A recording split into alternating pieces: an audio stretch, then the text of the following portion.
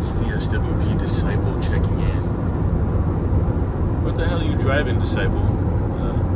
A 2025 Kia Carnival, which amazingly already has 123,000 miles on it. So, as you might imagine, I'm not quite at the place where I'm gonna rock a minivan. So I'm clearly working.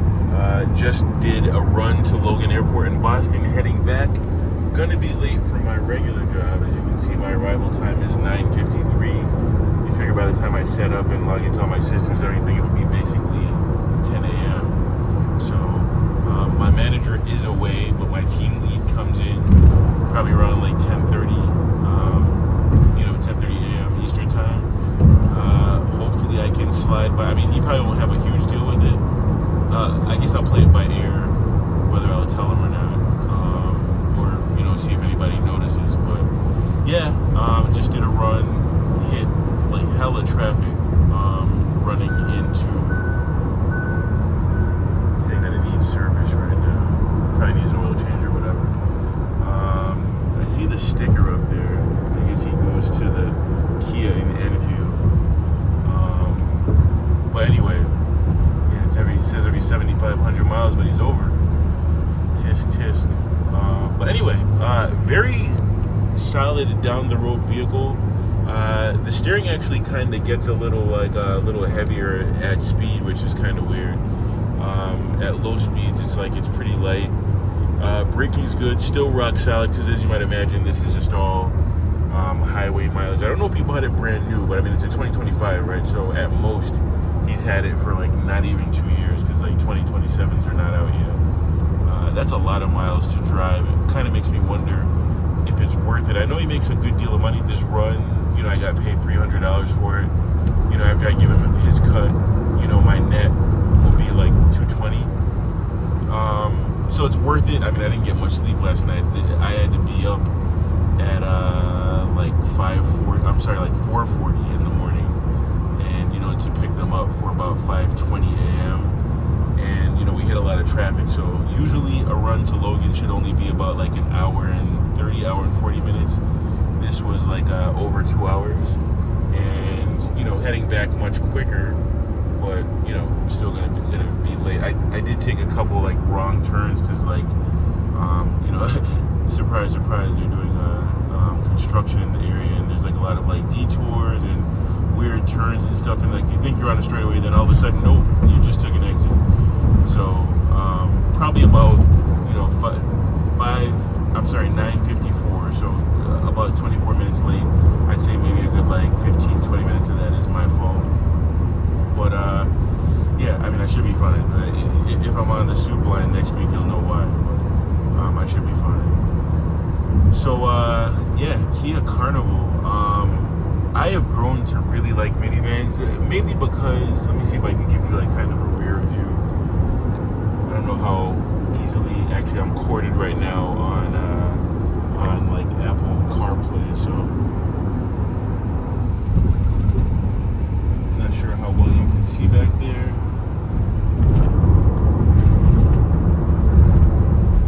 Alright. So, yeah, it's quite spacious. Both doors slide, whatever, very efficient packaging. Even behind the third row back there, there's a nice recessed area that essentially functions as the trunk, so it's deep. Fuel economy is great. This is a hybrid, so I thought I saw it earlier. It's into the low to mid 30s for a vehicle this size that probably weighs well over 4,000 pounds. That's really good fuel economy. Again, not at the place in life where, and you're probably wondering what's the color outside? It's black. Really needs to clean it up. I'm not gonna show some of the mess down here in the storage area in the middle console. Actually, I might have to, because well, you can use your imagination. The shifter is kind of cool. I thought I wouldn't like a shifter that's not really a shifter. It's a rotary dial that shows the RND, reverse neutral drive. I'd imagine this is an 8-speed automatic like most cars are these days, probably a CF. Actually, it's Kia though. I think Kia makes their own transmissions. The fit and finish is really nice. You can see the screen. Looks like it's like I would estimate that's probably like a 10-inch screen measured diagonally. Probably more. Probably like 11. It doesn't look quite like a foot. So you can see it. It's 16:9 aspect ratio. Really clean or really high resolution. Works just like a tablet, like an iPad. The earlier navigations, they were kind of lower resolution, a little laggy, touchscreen or whatever. This works perfectly. It's every bit as good as like an iPad. I wonder over time, after lots of heat and cold, being stored outside. Oh, that's kind of cool. It showed like a icon of a coffee mug, and it said "consider a break" because I've been on the road at this point for 4 hours, more than 4 hours, closer to 4.5, closer to 5 hours. These new cars are so many nannies in there, but I do appreciate them. It has the if you wander from lane to lane, it kind of lets you know with the haptic feedback and stuff. I can really see. I mean, I'm Team Sienna as far as vans, and just by the seat of my pants, I didn't really notice vans on the road too much. They just kind of blended into the background, until my cousin got one. It does seem like a disproportionate percentage of vans on the road are Siennas. So I feel like Toyota has basically conquered the world as far as cars. In every segment, they kind of have the leader. The Camry is still venerable. The Sienna, of course. The RAV4 in the CUV segment. And then in terms of trucks, obviously we're in the United States, right? So the Silverado F-150 has been number one for 50 years, and then the Ram is in there. But then next up in line is the Tundra, and I think it holds its value the best of all of them, except for the special variants, the Raptor, and then the Tacoma actually is ahead of the Ranger as the top selling small truck. And sneakily, I would probably buy a Frontier just because the Frontier is just as good as a Tacoma and just as reliable while being a good anywhere from $6,000 to $10,000 less on every trim level. I would take that over say a Ranger, and certainly over a Colorado. But yeah, and I'm in terms of sports cars, the Supra's kind of on its way out, but here comes the the Celica. They make a good sports car, and obviously you get that legendary reliability, and it shows in the resale values where it's where it beats everything in terms of resale value. So yeah, good job Toyota. It helps to stay the course. For a while they were just sneakily in the 90s, between the Supra, the MR2, the Celica. I'm trying to think if there was anything else. They had a good run with with the sports cars in the 90s, and then they just kind of became just strictly passenger, boring passenger vehicles. Oh, I forgot the Prius, which is the number one hybrid as well. But now they have a really well-rounded lineup, and don't forget the new Land Cruiser, and the 4Runner is always right there as far as mid-size true truck SUVs body on frame. But anyway, today ends my little 3-day swing, because I did the drive to New York City for, well, actually I don't think I mentioned it, for my best friends, my reclaimed best friends aunt's 75th birthday. So we went to New York City on I'm losing track of the days now. It was a Sunday though, which it's hard to get me out of bed on Sundays, because that's my one day off. I work 6 days a week, as 2026 is me trying to prove how Jamaican can I be with my 4 jobs. But yeah, Sunday I did the drive, helped set up with the party and stuff. That was a heavy lift, but because of the nature of it, right? So we once he said like, you're still coming with me, and I was like, still, and I was like, yeah, I did like a month ago or 3 weeks ago promise that I would go with him to New York City.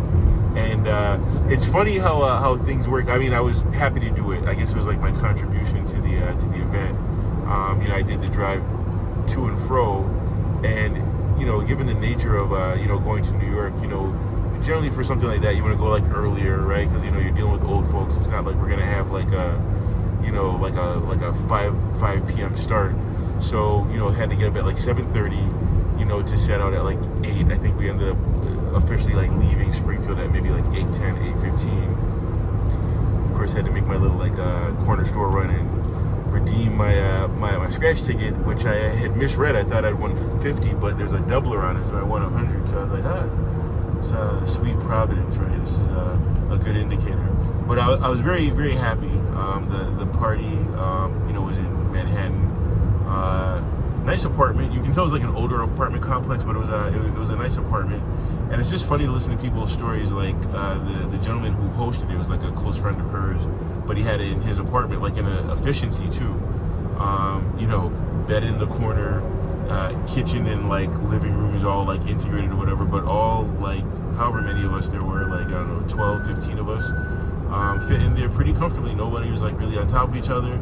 Decorated it like balloons, streamers, all that, cake and everything, and we surprised her with her sister, my friend's mom, and it worked out really well. I got a great video, disseminated it and sent it to everybody, and put some nice photos up on my Instagram story, and it was heartwarming. It's nice to do good for others, but the problem is, so that's like Saturday night. Couldn't really stay up late because like you had a fairly early morning, even though I still stayed up late. I think I was still up until like 2 a.m. But for me, that's like, oh, what's happening there? I think he's getting tired or something. Usually I'm up like all night, like literally all night Saturday until like 5, 6 a.m. into Sunday because, I don't get out of bed until like 1 p.m. or whatever, but couldn't do that. Then of course, like, I had my work day yesterday. Didn't get back in town until probably like 11 something p.m. but like you're wired and everything, so I was up until some ungodly hour.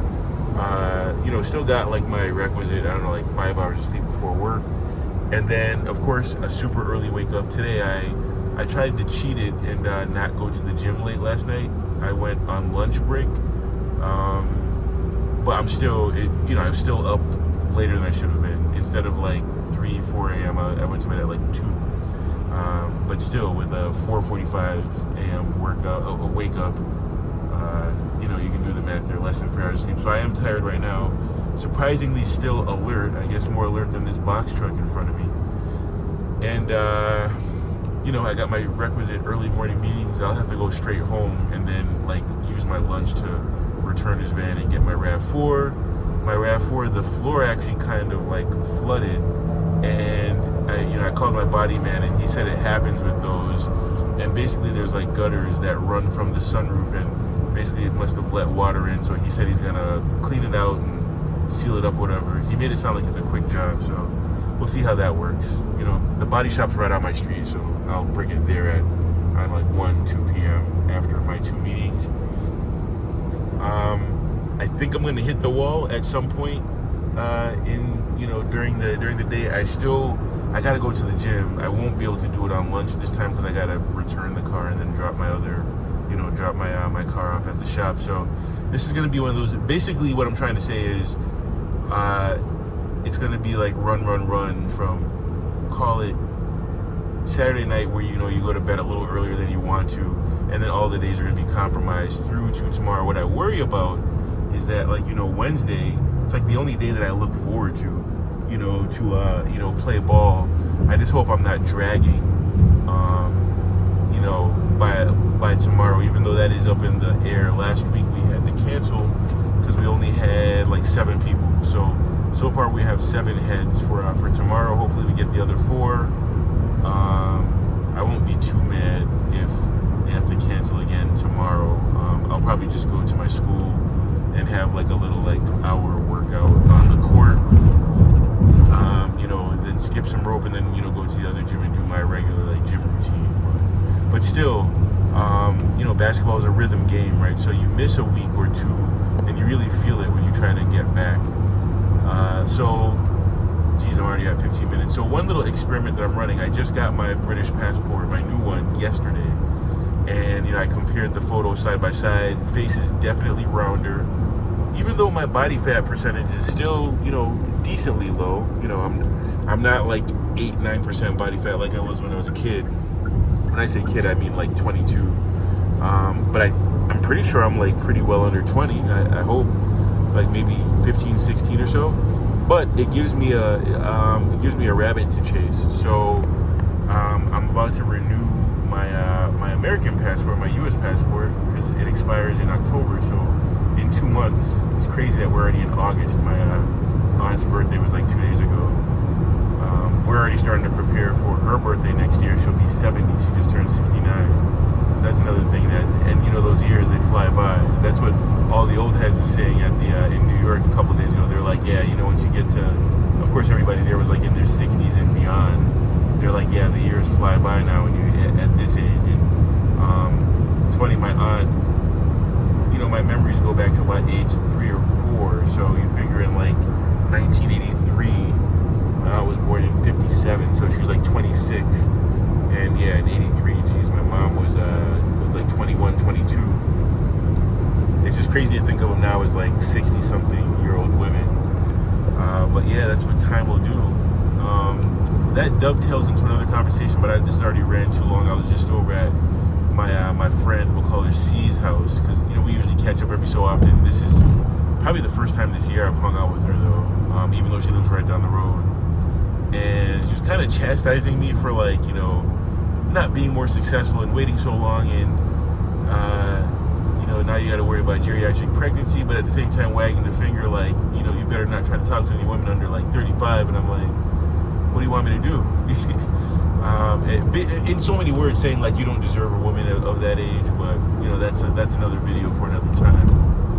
But yeah, so this is my I guess my hell week a little bit, or at least the first 4 days, but a little headachy, a little tired, but I would say all in all I'm all right.